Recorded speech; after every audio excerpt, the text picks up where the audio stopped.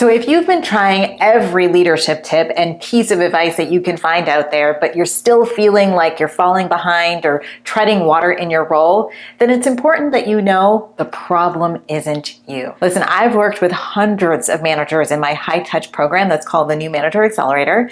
And here's what I've discovered. Most of the challenges that new managers or even experienced managers face are actually just a lot of symptoms. And the problem is a lot of leaders don't know what's causing those symptoms, which makes it really hard to break the cycle. But the good news is that once you identify what's causing these symptoms, you can start making real progress because you know exactly what shifts you need to make. So in this video, we're going to discuss why you're struggling despite the knowledge that you've acquired or even despite the amount of time that you've been in the role. We'll also discuss some real common patterns that keep a lot of managers stuck and one specific shift that you can make based off of your pattern. So first, let's talk about why you're struggling even though you've been doing all the things you've been told to do. And to do that, I want us to consider a non-work example to really just paint the picture. So let me ask you, what kind of driver are you, my friend? Are you an overly cautious driver, a distracted driver, or maybe even an aggressive driver? Well, I know for me, I would probably fall into the category of being an overly cautious driver. And a lot of that comes from my cautious nature in general as a person, some bad driving experiences I've had in the past where I've been rear-ended, and also my observations of how my family drove when I was growing up, right? All of this informed my driving style because I learned that it was generally better to just be safe than sorry. And now it's just automatic. I don't even think about it. I'm just naturally more cautious when I drive. So what does that have to do with leadership, you might ask? Well, when you become a manager, you bring into the role with you your beliefs, your experiences and observations of other managers.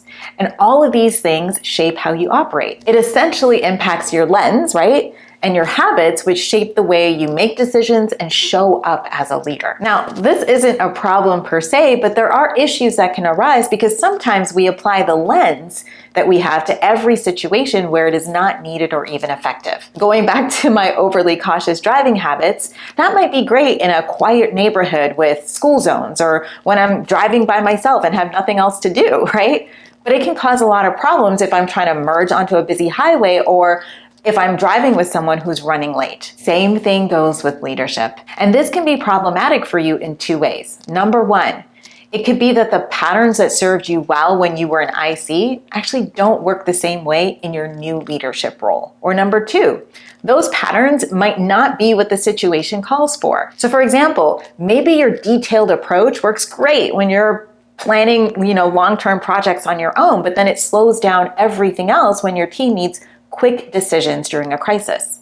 Or maybe your hands-on style works really good for a new team member, but is frustrating experienced team members who want autonomy. Now, what does that have to do with the leadership advice and tips and tricks that you've been acquiring along the way, you might ask? Well, your patterns, they even impact the way that you apply what you learn. Let me give you an example. So last year on this very channel, I released this video right here where I talked about the importance of infusing curiosity into your conversations. And I explained and even demonstrated what curiosity could sound like when a team member misses the mark and how you can lead with a question like, I've noticed XYZ. Help me understand what's going on, or can you help me understand what's going on, instead of jumping straight into what they did wrong. Well, a few weeks later, a subscriber emailed and said they had applied the advice of being curious, but that it didn't work for them. So of course they were very disappointed. Now, when I read further down in the email and I read more of the details of what happened, I understood why it didn't work.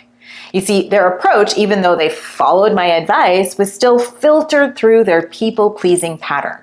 So instead of being curious, they asked the question, but then immediately backtracked and apologized when the person got a little bit defensive. They were so focused on, avoiding conflict that they actually undermined the entire conversation before it began. And that, my friend, is exactly why you can consume all the leadership content in the world and still feel stuck. In some cases, it's actually not the advice that's wrong.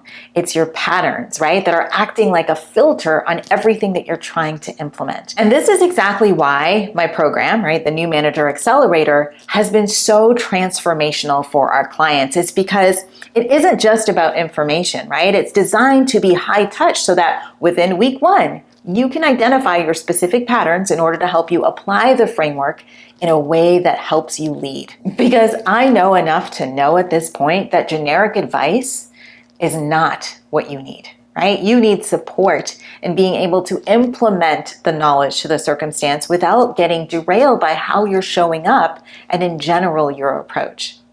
Now, I promised y'all that I would share the most common patterns that I've observed in my years of, working with managers. So this is the part of the video where I'm going to get really granular. I'm going to ask you a series of questions, and then based off of your answers, you'll be able to select or self-determine which pattern might be holding you back. So I really want you to pay attention to the questions that make you think, oh, Mac, you got me. That's definitely me. Because once you can name that pattern, that's when some real shifts can start to happen. Okay, so let's start with this. So let's say your team comes to you with a problem that needs to be solved.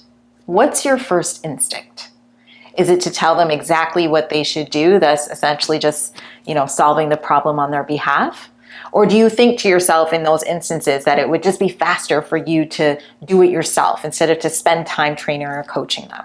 Or when you see mistakes being made, do you tend to kind of jump in and correct them without calling on the person to rectify their own errors?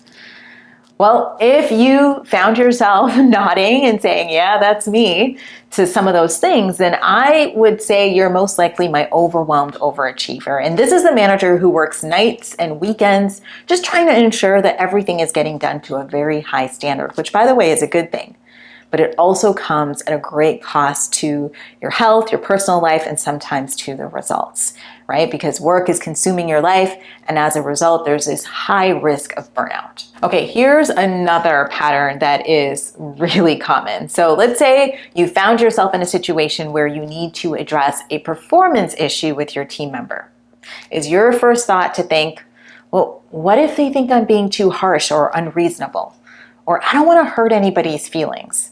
And then as a result, you end up talking yourself down or completely out of having the conversation. If you recognized yourself in this, then you might be who I call my people-pleasing manager, someone I can definitely relate to.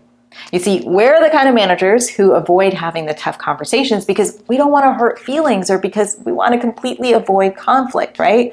We so badly want everyone to be happy at work that we hold on to what we need to say, and then frustration builds beneath the surface until one day there is an explosion, and you already know what I'm talking about. Okay, let's tackle another one.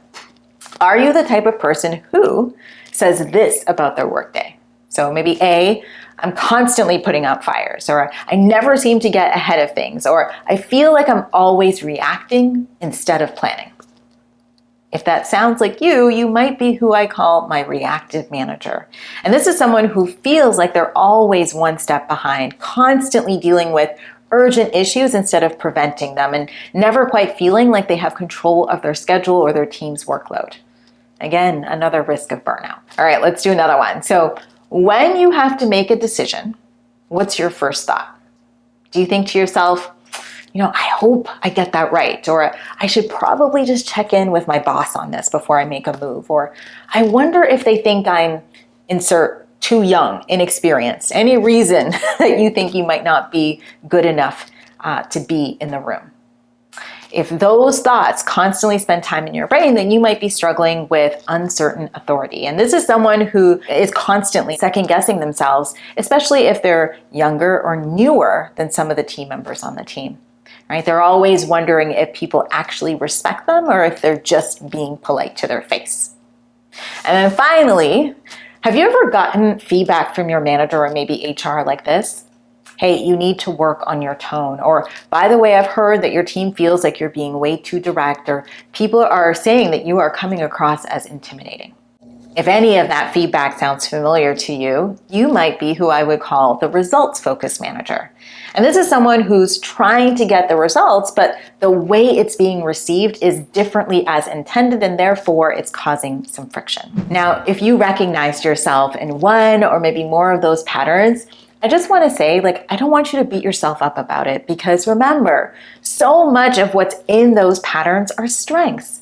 And I'm sure served you well before you were a manager. So let's take a moment and thank those patterns, right, for getting you to where you are today, while also recognizing that what worked well in one context might not be serving you well in this context. Now, I promised you one specific shift that you can make based off of your pattern, and here's the thing. Regardless of which pattern you recognize yourself in, there's actually just one shift that will help all of them. And here it is. This week, I want you to practice the pause. Now that you know what your pattern is, I want you to notice when it's showing up and then ask yourself, is what I'm about to do serving the situation, or am I just doing what feels familiar and comfortable? Whether you're about to take on another task yourself, avoid a difficult conversation, maybe research something for the third time that you don't need to, put out another fire, second guess a decision you've already made, or deliver feedback in a way that might come across a little harsh, I want you to pause and catch yourself and maybe choose a different course. I found that this moment of awareness is really and truly where all change begins. Now, I want to be clear that I am not advocating that you need to become a different person, right? What I am suggesting is that you need to be more aware and intentional about when and how you're using your natural patterns. And if you want deeper, below the iceberg guidance on how to address the root causes behind these patterns instead of just managing a bunch of symptoms all the time, I've got a free training where I break down my framework for developing the foundational skills every effective leader needs that will help you to shift them for good. You can grab that free training at makitaandrews.com/training. I will put the link in the description box below for you.